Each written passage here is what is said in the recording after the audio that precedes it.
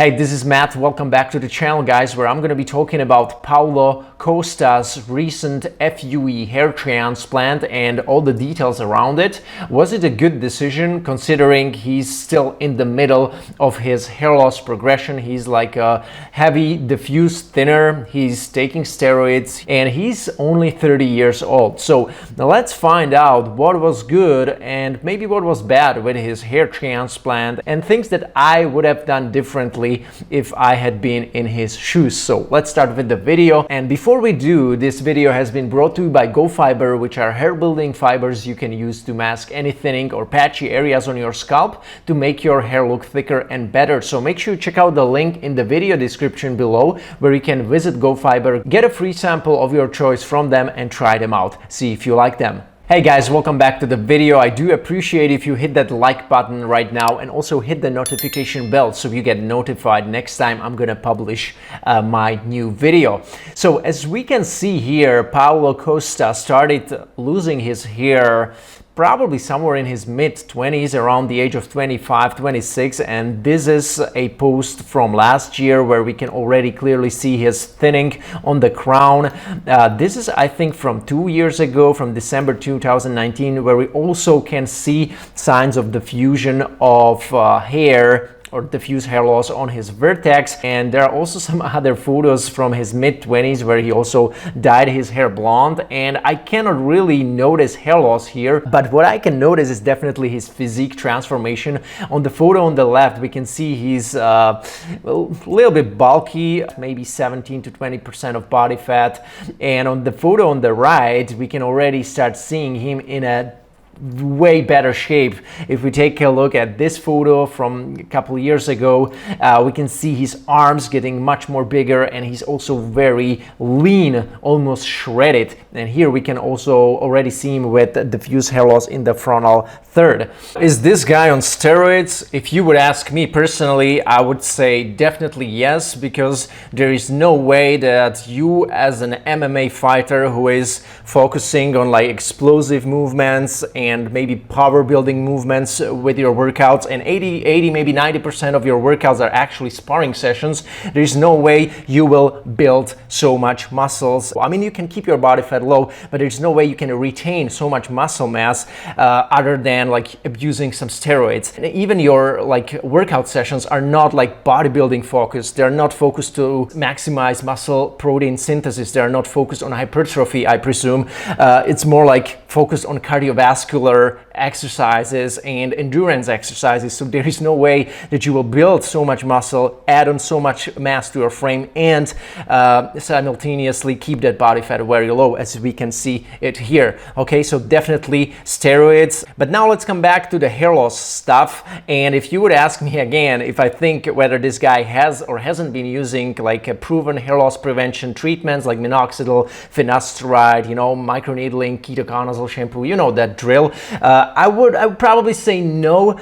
It's just what I feel. Maybe I'm wrong on that, but even if he had been using that, we know that with additional steroid misuse or steroid abuse, there will be other treatments needed, anti-androgens, which are not FDA approved, and that's why if this guy even would have visited a hair doctor or dermatologist, there is no chance that this doctor would have, you know, suggested him anti-androgen. Probably Paulo didn't even admit that he used steroids, so there was no reason for any doctor to recommend him like anti-androgen for his hair loss. So even if he had been using some treatments like minoxidil, finasteride and stuff, I think these additional steroid misuse could have contributed to additional hair loss. And as you might already know, guys, there are different types of androgenic anabolic steroids, some of which are already 5-alpha reduced. So even if you take finasteride or dutasteride, your hair is not going to be protected against the androgenic effects of these steroids, and some of the steroids are not even being converted via 5-alpha reductase. They can be converted via other enzymes, not 5-alpha reductase enzyme in this case, and in such case finasteride or dutasteride won't even help. And that's why in these cases you need to experiment with anti-androgens, with topical anti-androgens like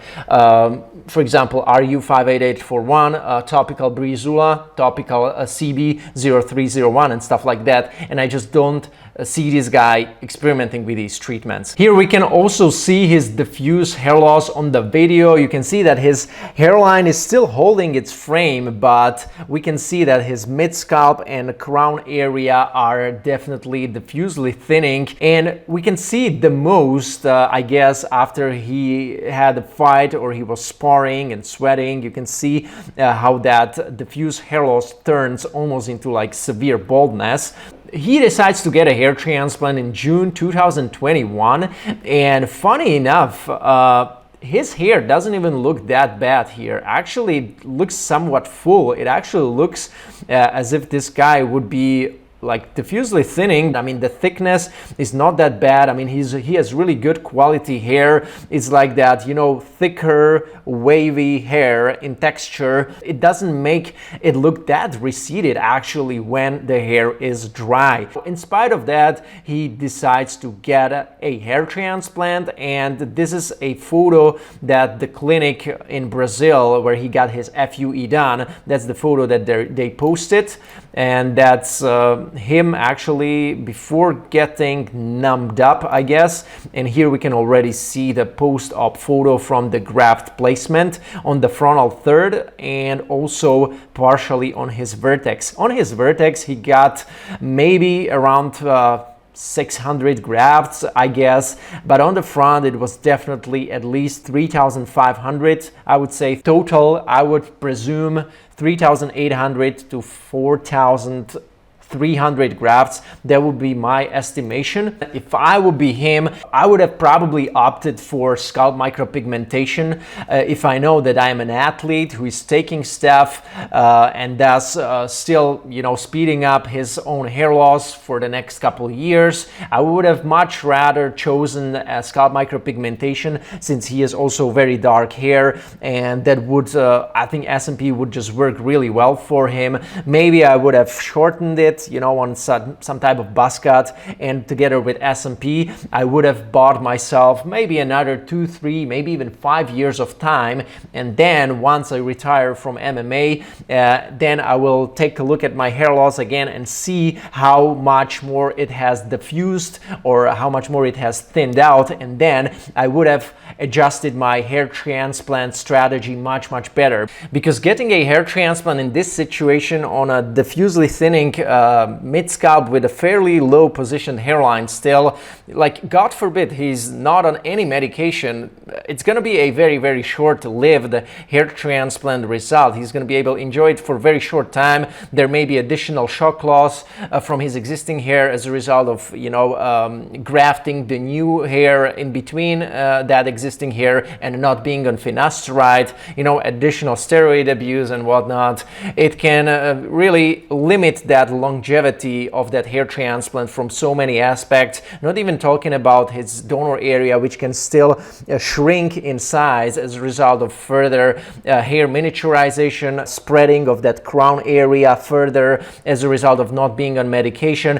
I'm just hypothesizing, I'm just theoretizing here in case he's not on medication. I'm talking about the worst case scenario, but I don't know, maybe this clinic has a very strict guidelines on accepting potential patients for the hair transplant, and maybe they say like, hey, we don't accept you unless you have been on finasteride for at least a year before, and then we do a hair transplant on your diffusely thinning scalp and implant new grafts in between. Maybe that would be a good thing, but I think he could have done much better with FUT if he really wanted to get a hair transplant right now, because we know that with FUT the transaction rate is lower. It's usually 1 to 2%, while with FUE it's around 5 to 6%. If it's a mega session FUE, it can be easily close to 10%, even if the physician is very skilled, physician who is extracting the grafts. So in Paulo Costa's, that could mean out of these 4,000 grafts extracted, effectively he will end up with 3,600, you know, minus the 10% transaction.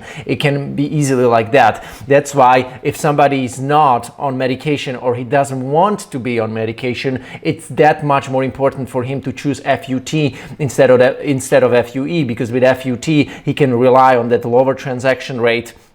Even by a mega session, he can rely on slightly better graft survival rate. Out of these 3,600 grafts, which Paulo Costa will effectively get, not all of them will survive again. So there will be even lesser yield, of the survived grafts that will grow eventually after 12 months. So be aware of that, guys, for especially all of you who start with a mega session of FUE like I did. I didn't want to start with FUT because it wasn't so aesthetically pleasing for me having the scar. Now I think a little bit different. Maybe if I would be 22 again, 24, 25, when I got my first transplant, I would have probably thought it through. So make sure you know about this. And for all you guys who started with a mega session, who are maybe on steroids, you need to take that hair loss prevention regimen that more seriously, guys, okay? Now, looking at these 4,000 grafts extracted from his donor area via FUE, it means that his donor hair density suffered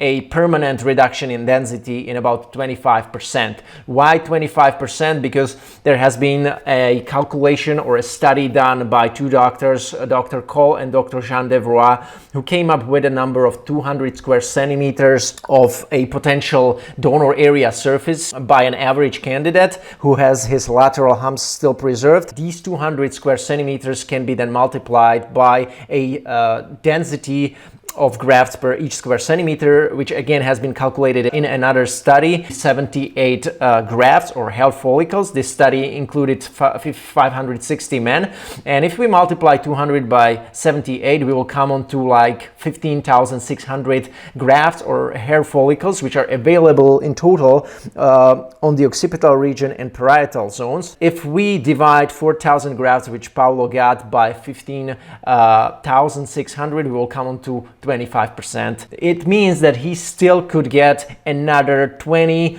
to 25% of his donor hair density reduced. That means he could again get another FUE of maybe 3,000, 3,500 to 4,000 grafts maximum, based on how his donor area will also recede or not recede in the future, based on his response to medication, based on whether he is gonna even take medication or not. In case he is not on medication, I think this is what's gonna happen with his hair 12 months later when we will see his full result. First of all, there will be much more shock loss, especially in the frontal forelock, also his crown area, maybe around the mid-scalp zone as well, but mainly in the frontal third. A lot of shock loss as a result of not being on finasteride, and this will pretty much speed up the hair loss of his existing hair, which was now in the very close proximity to the newly transplanted hair. And also because of taking steroids, the hair loss on his existing hair will be also progressing in the faster pace as it would have otherwise progressed if he hadn't been on steroids. Obviously, his hair will be fuller in 12 months from now, but I think the results will be kind of short-lived because the medication is not there. At least I think he's not taking medication. I could be wrong, obviously, but I just think so.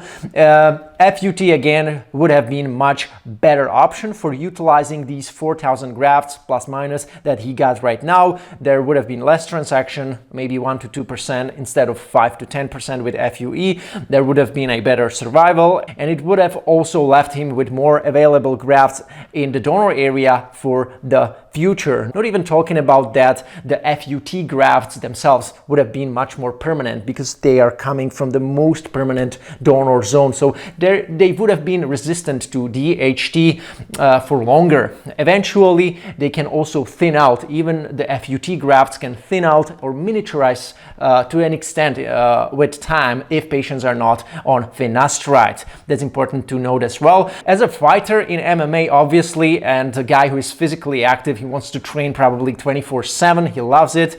He got also sold on FUE because the recovery is faster compared to FUT, and usually after your FUE you can come back to your physical activities, bodybuilding, working out, like doing all types of activities. You can do it much earlier compared to after FUT. So we're talking maybe 3-4 weeks earlier you can get back to normal and do the full intensity sports activities that you like to do. So I think that also played a role in his decision, and that's why he decided to go for FUE.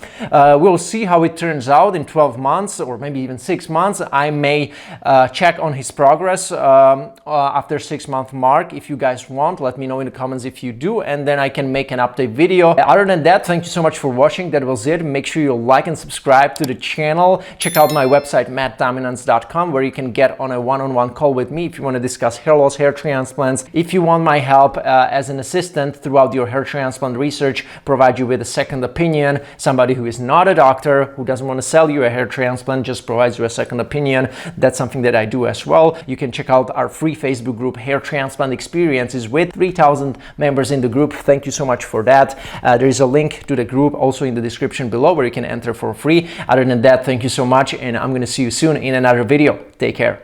Do you want to have less stress and more success with your hair transplant, like many of my clients before you already? Then make sure you apply for this one single call, very important call, which can help you minimize all the possible mistakes you could do throughout your hair transplant research. A call with an expert in this field, which can help you maximize the chance of you ending up with a successful hair transplant. If you like that, make sure you swipe up right now and get on a one-on-one call with me.